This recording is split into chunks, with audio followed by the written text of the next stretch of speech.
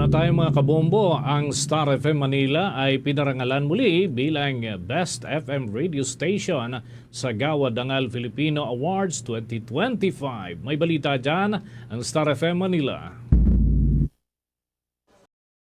Kinilala ang 102.7 Star FM Manila bilang Best FM Radio Station sa naganap na 3rd Gawad Dangal Filipino Awards.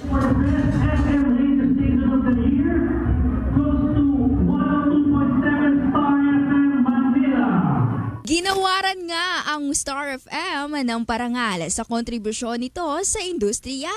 Ang Star FM Manila na music station ng Bombo Radio Philippines ay kilala hindi lang sa magagandang musika, kundi pati na rin sa pagbibigay nito ng news at information. Dinaluhan ng mga bigating personalidad ang Gawad Dangal. Kasama dito sina Direk Joel Lamangan, Cool Ledesma, mga beauty queens na sina Miss World Asia 2025 Krishna Garavides, Miss Grand International 2024 CJ Opiaza, Miss Universal Woman 2024 Maria Gigante, Face of Beauty International 2024 Gian Isabel Belisano at ang ultimate heartthrob na si Piolo Pascual. Sa panayam ng Star FM Manila sa multi-award-winning director na si Rom Borlat na siyang direktora ng Gawad Dangal Filipino Awards, ibinahagi nito ang kaniyang pasasalamat sa matagumpay na gabi ng parangal at all praises din ito sa Star FM Manila na nakatanggap ng Best FM recognition. Noon pa man, believe na ako sa Star FM eh. And there's collaboration between all of you. Walang competition.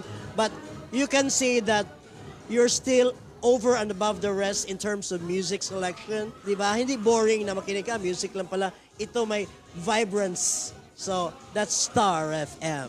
Sa lahat ng sumusuporta sa 3rd Gawad Dangal Filipino Awards, thank you very much. I love you all. Kaya naman nagpapasalamat ang aming himpilan sa patuloy na suporta at tiwala ng aming mga kabombo at ka-Star Nation mula noon hanggang ngayon. Mula rito sa lungsod ng San Juan, nag-uulat Star DJ Ivana Darna, and this is Bombo Radio Philippines, the #1 and most trusted source of news and information. Basta Radio, Bombo!